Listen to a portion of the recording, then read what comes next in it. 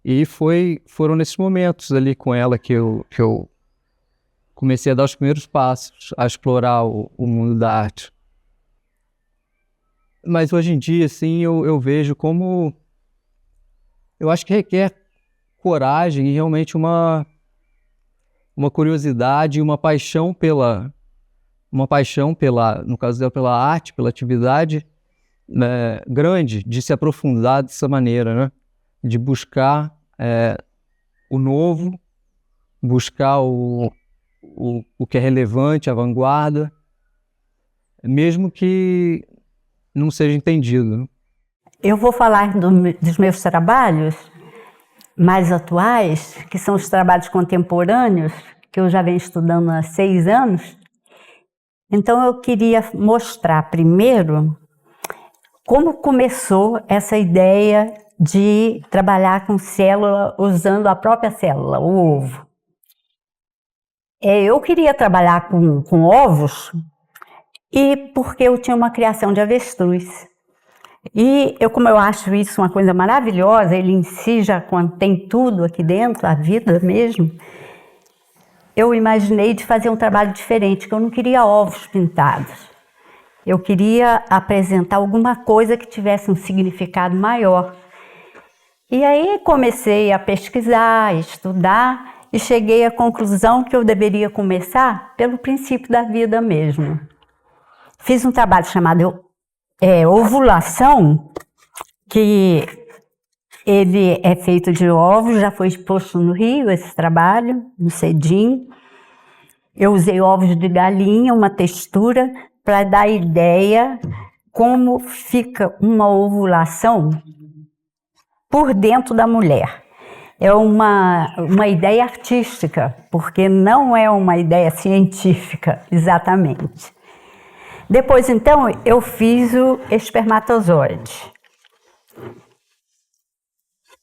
E desse espermatozoide e a ovulação, eu fiz esse trabalho aqui, que chama o forte. O forte é o seguinte, é o espermatozoide que vinga, porque é uma corrida geral num tubo, e eles, quando se encontram, o espermatozoide e a célula, formam exatamente isso que está aqui, que é a mórula. É daqui que surge a vida, a distribuição das células que começam a se multiplicar. Eu gostei muito de fazer esse trabalho da mórula, porque é uma coisa muito simples, ele é feito com uma caixa mesmo de ovos, a paleta, né? E palete, e só com ovo de galinha, só usei ovos de galinha aqui. O espermatozoide é feito com ovo de avestruz, e para terminar essa sequência da criação, eu fiz um trabalho que se chama Traga Vida, que no momento não posso mostrar, mas foi mostrado no Sesc de Nova Friburgo, como se fosse um DNA, terminando com o nascimento de um bebê, que é esse trabalho aqui. Comecei a fazer arte contemporânea com a Lia do Rio. E como eu tinha na fazenda, eu tinha avestruz, sabe? Eu levei uns ovos de avestruz, mostrei para ela, ela falou assim, olha, uma boa ideia, você tem que fazer um trabalho que você possa usar os ovos. Aí eu estudei, pensei, falei assim, vou me basear em célula, porque célula é a coisa maior que tem de ovo. E aí comecei a colecionar ovos e fazer coisas, já fiz várias exposições de arte contemporânea, todo baseado em célula. E sempre eu tive muita sorte, porque dei aula até em alguns colégios que me chamaram para me mostrar meu trabalho, né? Eu fiz esse ano de 2011, depois dos acontecimentos tristes aqui da minha cidade. Isso aqui se chama Fênix, ou Renascer, que eu pego uma unidade, fiz uma unidade toda destruída na parte de baixo, mas culminando com o renascimento do inteiro, que aqui representa a vida. Não imaginava, porque quando eu criei a avestruz, eu tinha uma finalidade. Depois eu vi que foi aproveitado, porque não teve sucesso nenhum a minha criação, mas pelo menos ela aproveitou os ovos e fez o trabalho. Ela, inclusive, tem, acho que está lá atrás, que eu nunca mais subi. Sobre a falta dessa mulher. Não. Eu não tenho isso aí para falar para você, eu não vou dizer para você, porque é uma falta, bastava ela estar perto, eu estava socorrido. Hoje pode ter enfermeira, pode ter quem for, não tem socorro. E a arte cura? Ah, com certeza. Eu acho que cura com certeza, mas acima de tudo, você se encontrar na arte cura. Era eu o acho lado que ela- bom, o lado alegre da vida. dela. E eu acho Ela que não ela entrou gostava na... de falar de coisas que entristecessem. Ela só queria ver o lado bom, sempre o lado bom. E estava na cor, né? Ela transparecia isso E nas na obras arte, né? dela. Uma palavra que defina a Dirce. Para mim, amor, né? Para mim é mãe. Guerreira.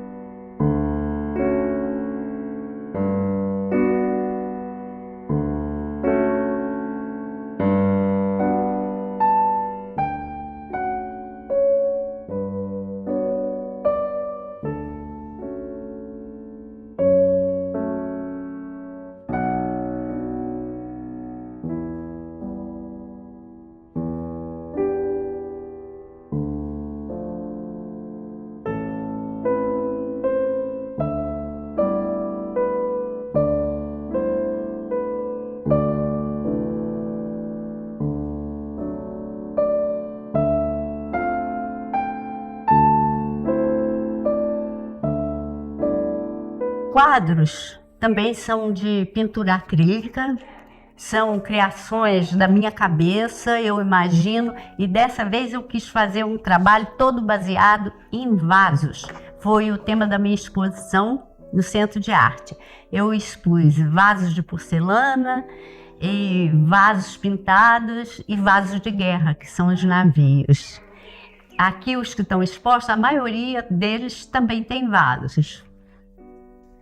São quadros que ainda não foram expostos, esses. Esse aqui é uma coisa mais assim, mais figurativa. E tem os outros que são bem abstratos. E a minha pretensão é continuar fazendo mais arte, porque isso é a minha vida. Eu gosto, me dediquei a isso, criar e fazer com as mãos. É para mim assim uma coisa muito boa que me realiza.